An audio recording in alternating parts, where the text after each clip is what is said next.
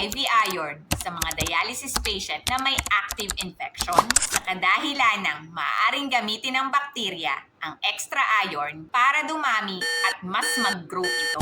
Giving IV iron makes the infection worse or harder to control. Dahil dito, it increases inflammation and can worsen infection sa inyong dugo. Idine-delay ng nephrologist ang pagbibigay ng IV iron if may fever, active infection sa catheter or AV fistula, may positive blood culture result, may pneumonia, urinary infection, or may wound infection. Maaari rin namang i-resume ang inyong IV iron kapag nagwo-work na ang antibiotic. Bumababa ang WBC o white blood cell, wala ng fever si patient, ang blood culture ay negative o improving, or naghihil na ang inyong sugat. Paalala na i-report agad sa inyong nephrologist o dialysis nurse kung may signs of infection upang maiwasan ang further complications, lalo na kapag kayo ay due for IV iron during dialysis session. I-comment mo naman dyan sa baba ang salitang iron kung may natutunan ka sa video na ito. Please like, share, and follow mo na rin